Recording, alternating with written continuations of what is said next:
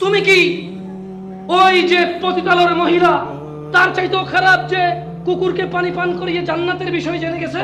আমাদেরকে আল্লাহ নবী সাল্লাল্লাহু আলাইহি ওয়াসাল্লাম জানাইছে যার বিষয় যে সে জান্নাতে প্রবেশ করবে। সে কি ছিল? পতিতা। কি ছিল? কি ছিল? তুমি কি তার চাইতে খারাপ মনে করো নিজেরে?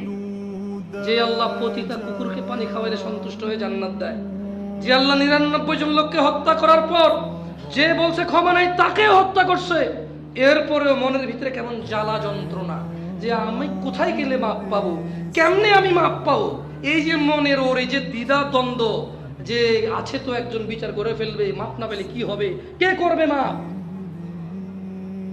আল্লাহ তার জন্য যেই জমিন তুমি এক চুল নাড়তে পারো না, আরে নাড়বা কেমনে? ওই প্লেটে টুনে উড়ে গেছে দেখছো, বলতেছে যে ঢাকা শহর খালি করো, 24 লাখ মানুষ মারা যাবে, এত মানুষ মারা যাবে, তো ওই মাটি কি আল্লাহ কাছে করে দিছে? সুবহানাল্লাহ।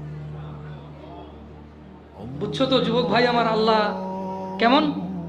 হ্যাঁ, আল্লাহর বিষয়টা বুঝতে পারছো তো? ওনার ইচ্ছা।